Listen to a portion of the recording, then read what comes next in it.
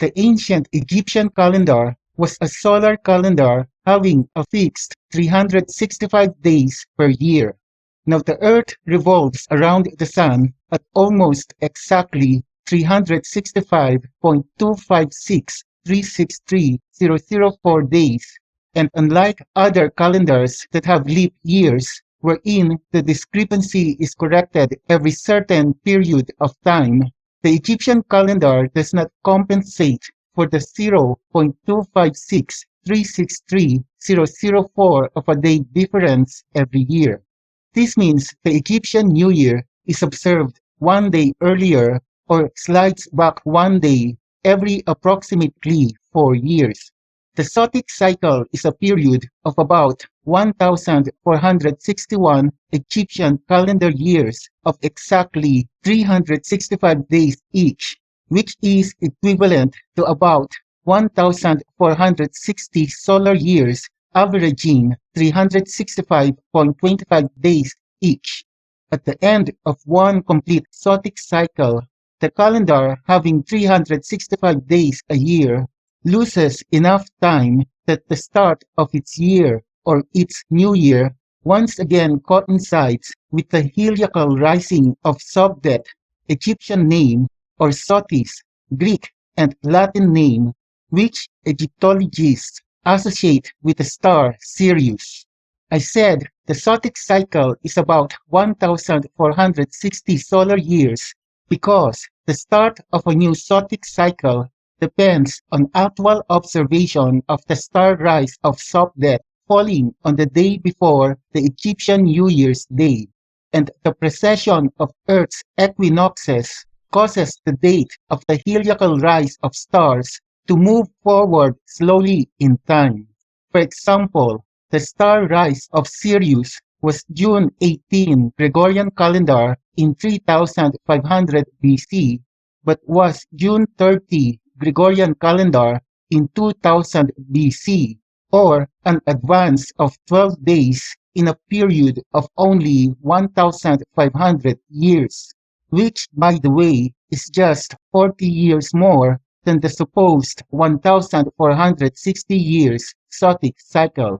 Because of this, the actual observed period of the Sothic cycle should be less than the calculated and presumed 1,460 solar years. The Egyptians called the start of a new Sothic cycle a great or divine year, and it corresponds to the life cycle of the sacred phoenix or the Bennu of Heliopolis, which is a symbol of rebirth. Now, the first month of the Egyptian calendar is Thoth, which is by name only the first month of the flooding season, which the Egyptians call Akhet. I said by name only because this becomes true solely at the start of the Sothic cycle, when the first day of the first month of Thoth starts on the heliacal rise of Sopdet. Most scholars agree that the Egyptian day began at dawn before the rising of the sun rather than sunrise, and the heliacal rise of Sopdet is sighted during this time. Thus, the Sothic rise falling on the first day of Thoth marks both the end of the previous Sothic cycle and the start of a new one. The concept of a Sothic year comes to us via a Roman author named Censorinus. In 238 AD, he wrote that 99 years before, or in 139 AD, a great year began on the Egyptian calendar, which is based on the motions of Sirius, the dog star, and that it is 1,460 years long. Astronomical calculation definitely dates this heliacal rising to July 20, 139 AD Julian calendar. Theon of Alexandria, who lived a century after Censorinus, agreed with him and declared that the previous Sothic cycle began with the era of Menophress in 1322 to 1321 BC, or exactly 1,460 years before July 20, 139 AD. Armed with that information, the Egyptologists looked for a pharaoh named Menopheres. They settled on Ramesses I because one of his other names was Menpetire. Since Ramses is credited with only a one-year reign, both he and the beginning of the 19th dynasty were initially pegged at 1321 BC, although it has now been revised to 1292 BC.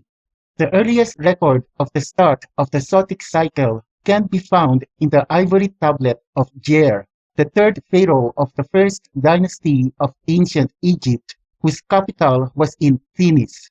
This heliacal rise was dated by Egyptologists on July 17, 2773 BC Julian calendar. However, this date is too late for Jer's reign, which is dated circa 3000 BC. And this is a big problem because the Sothic cycle was used for absolute dating of the Egyptian chronology, not just for the 19th dynasty under Ramses I, which I discussed earlier, but also for the 18th dynasty and the 12th dynasty. And if the Sothic rise calculation for Jer's reign is too late, then this means the Sothic rise calculation used for dating the other dynasties may be faulty as well. In my previous video titled Sothis is Aldebaran, the eye of Ra, and the red Sirius is Ayin, the eye of Horus, the two eyes of Taurus, I discussed in detail the imagery found in the ivory tablet of Jer as follows. Thus, in summary, the ivory tablet of Jer is telling us that the heliacal rise of Sopdet Isis, or Aldebaran, the sun disk of Ra between two horns, whose star rise signals the start of the flooding season, happened in the constellation Taurus, the stooping bull representing Apis, the son of Hathor, while Venus, the feather of Ma'at Isis, representing Horus, was between the two horns of Taurus on the day a new Sothic cycle started. The actual location of Thinis, the capital of the first dynasty pharaoh Jer, remains undiscovered, so I will be using the coordinates of the center of a total solar eclipse located in Egypt instead. This eclipse, I believe, occurred sometime during Jer's reign. Using stellarium and setting the algorithm of delta T to Chaperon tools and Chaperon 1991, the location at coordinates 27 degrees, 31 minutes, 57 seconds north, 33 degrees, 10 minutes, 59 seconds east, the date to May 15, 2817 BC, or negative 2816 in astronomical year numbering, and at 2:16 UTC, one can see the heliacal rise of Aldebaran. Setting the time at 2:34 UTC, one can see Venus rising from the horizon. According to Stellarium, its heliacal rise should have happened on May 21 still, or 6 days later. However, looking at Venus' visual magnitude at that time, it was already at 0.73 or below magnitude 1, which is the limit for naked eye visibility during a total solar eclipse and is similar to the day sky during early dawn. So it may be possible that May 15 was also the heliacal rise of Venus coinciding with Aldebaran, a not so common coincidence. Note also that the ivory tablet of Jer placed the Ma'at feather representing Venus below that of the son of Ra representing Sopdet or Aldebaran. This implies that the visible rising of Venus above the horizon followed that of Aldebaran, which was actually the case on May 15, 2817 BC. Setting the time at 15:33 UTC, one can see a total solar eclipse just 30 minutes before sunset, allowing Mercury to be visible during daytime. The center of the eclipse was and still is part of Egypt, and I believe this is the true location of Themis. Note also that this eclipse was positioned at the left side of the club of Orion, while Orion and his club was positioned at the left side of Taurus. Now look again at the ivory tablet of Gier.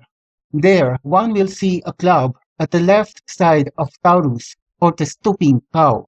Furthermore, at the bottom left side of the club, one will see a circle with an inclined cross inside. The club at the left side of the stooping cow in the ivory tablet is, of course, the club of Orion, while the circled cross symbol at the bottom left side of the club represents the solar eclipse which happened at the left side of Orion's club. This circled cross is below the Sun of Ra and the Ma'at feather, implying that the eclipse happened after the heliacal rise of both Aldebaran and Venus on that same day, and which actually was the case. Now note the arm and hand pointing at the club in the ivory tablet. This arm is the right arm of Auriga, which is also pointing at Orion's club in the sky. Auriga is often portrayed as a charioteer, and the square with 9 smaller squares inside represents his chariot on top of the circled cross, the eclipsed sun serving as its wheel. The chariot on top of a circled cross wheel is a very ancient symbolism. The 9 smaller squares inside the square chariot represents the 9 deities of the Ennead, namely Shu, Tefnut, Geb, Nut, Osiris, Isis, Set, Nephthys, and Horus the Elder, while the sun god Atum is represented by the circled cross. Now notice the falcon sitting on top of the 2 boxes joined or stacked together. The 2 conjoined boxes represent the conjoined twins Castor and Pollux of Gemini, and the falcon sitting on top of the boxes, or the foreground of Gemini, represents the falcon god Horus, who was represented by Mercury that day, and which momentarily appeared in Gemini during the time of the eclipse. Apparently, Horus is represented not just by Venus, but also by Mercury as well, which are the 2 planets closer to the Sun than Earth. I believe May 15, 2817 BC is the correct date of the earliest recorded heliacal rise of Sopdet, and was the Egyptian calendar's first ever New Year's Day. Note, however, that May 15, 2817 BC is about 44 years earlier than the July 17, 2773 BC date calculated for the star rise of Sopdet during Jer's reign based on Censorinus' account. And this is understandable. After all, almost 3,000 years have passed between the first recorded Sothic cycle and the time of Censorinus. Because the precession of the equinoxes advances the date of the heliacal rise of stars slowly over a period of time, the Egyptians cannot use a fixed period of 1,460 solar years to mark the end of a Sothic cycle. So the Egyptians must use another celestial sign to mark its end, and this marker should coincide with the star rise of Sopdet for the effect of the precession on both the celestial marker and the star rise of Sopdet to match. The celestial sign that coincided with the star rise of Sopdet in May 15, 2817 BC was the solar eclipse. And a solar eclipse coinciding with the heliacal rise of Sopdet can be calculated or predicted because it occurs regularly over a fixed period of time. The orbit of the moon is inclined with respect to the orbit of the sun, and a lunar node is either of the 2 orbital nodes of the moon, that is, the 2 opposite points at which the orbit of the moon intersects the orbit of the sun. A lunar eclipse can occur only when the full moon is near either lunar node within 11 degrees 38 minutes ecliptic longitude, while a solar eclipse can occur only when the new moon is near either lunar node within 17 degrees 25 minutes. Now notice the eye of Ra, a symbol of Sopdet, represented by the red solar disk. Below it, one can see a two-headed cobra named Wadjet looking at opposite sides of each other. I believe this two-headed cobra represents the two opposite orbital nodes of the moon, responsible for solar and lunar eclipses. In Hindu astrology, the two opposite lunar nodes are named Rahu and Ketu, and they are both represented as a snake. Because the moon has two lunar nodes located opposite each other, and because the synodic orbital period of the moon is about 29.530589 days, two successive eclipses, one lunar and one solar, happens consecutively and separated by about 14.7652945 days from each other, or half the synodic orbital period of the moon. So for the ancient Egyptian astronomers, a solar eclipse visible in Egypt on the same day as the star rise of Sopdet, or a lunar eclipse visible in Egypt about 15 days earlier, should be the celestial marker they are looking for to declare the end of the current Sothic cycle and declare the beginning of a new one. A lunar eclipse visible in Egypt using the same coordinates which I used for Jer's Sothic rise observation was observed on May 8, 1385 BC at 21 UTC, or about 15 days before the heliacal rise of Sopdet on May 23 at 2 UTC of that same year. And this is why the Egyptian astronomers declared May 23, 1385 BC as the end of their current Sothic cycle and the start of a new one. This new Sothic cycle started during Menophthes' reign, according to Theon of Alexandria. I discussed this topic in detail in my previous video titled May 15, 2817 BC was the start of a 523,046 days Sothic cycle, and the Sothic rise during Menophthes' era was on May 23, 1385 BC. Now recorded dates of the star rise of Sopdet with their corresponding Egyptian day, month, and season, as well as the regnal year of the pharaoh at the time of the heliacal rise, were discovered, and Egyptologists use these to have absolute dating of those observations, and therefore the dates of the regnal years of their corresponding pharaohs as well.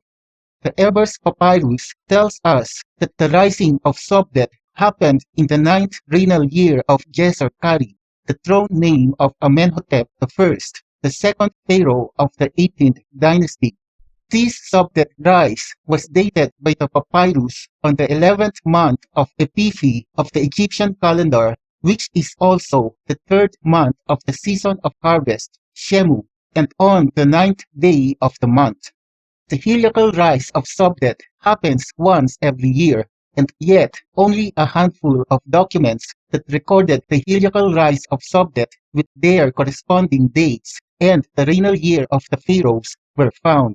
The reason, I believe, is that the Egyptian astronomers only record the dates of Sopdet's heliacal rises whenever an eclipse, both lunar and solar, was observed in Egypt, either during the 5 epagomenal days or about 15 days before any of the 5 epagomenal days.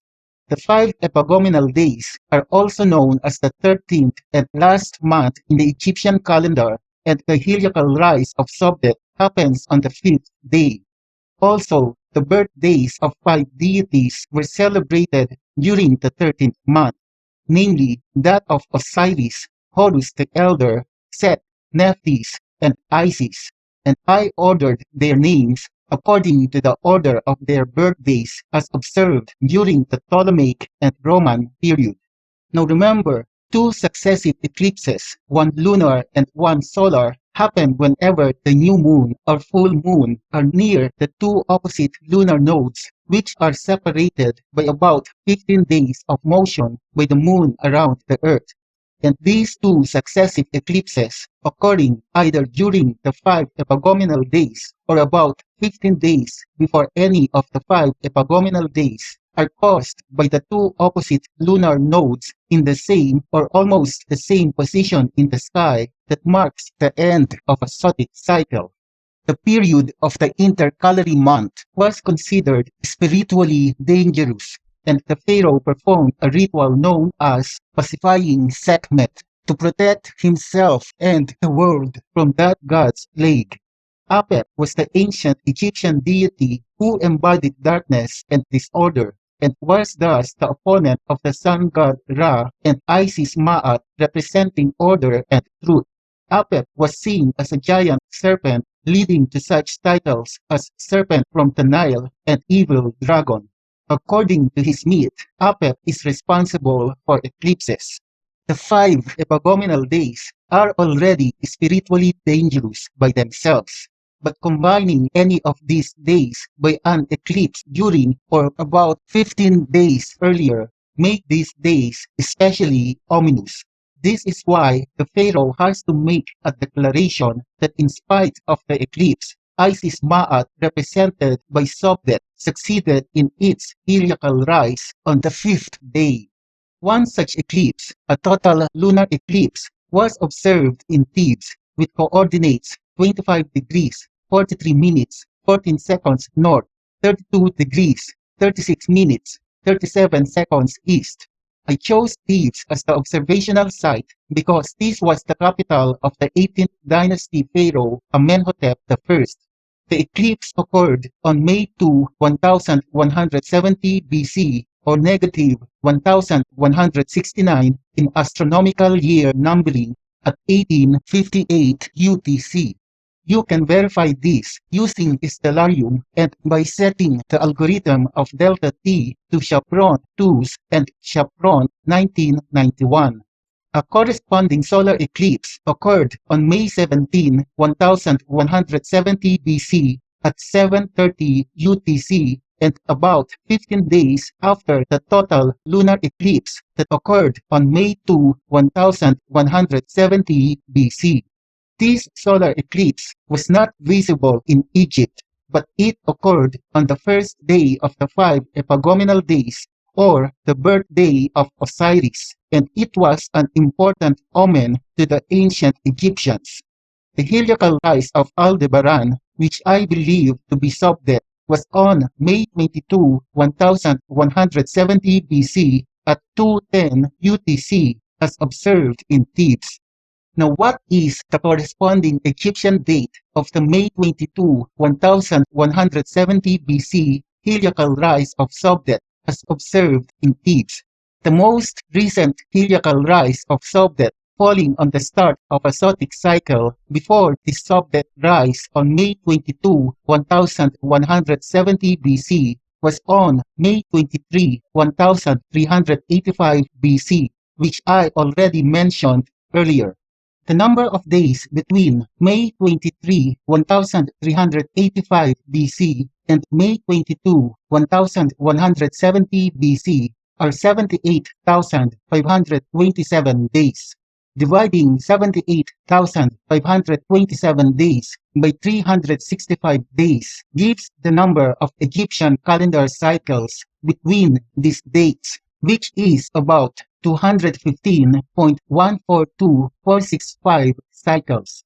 Each cycle of the 365 days Egyptian calendar is 0.256363,004 of a day shorter than the actual length of the solar year, which is about 365.256363,004 days. Multiplying 215.142465 cycles by the 0.256363,004 of a day discrepancy per cycle gives about 55.154568,808 days, or 56 whole days, which the calendar date of the Sopdet rise slid backwards from the 365th day of the Egyptian calendar. This means the heliacal rise of Sopdet that happened on May 22, 1170 BC was the 309th day of the Egyptian calendar. Now each Egyptian month has exactly 30 days each, so the 309th day falls on the 9th day of the 11th month of Epiphany of the Egyptian calendar, which is also the third month of the season of harvest Shemu, and exactly as what the Ebers Papyrus said. Current Egyptian chronology dated the 9th year of Amenhotep I to 1516 BC, while I dated it to 1170 BC instead. This means Egyptian chronology of the 18th dynasty, at the very minimum, is 346 years too early. In one of my next videos, I will discuss how to correct this error.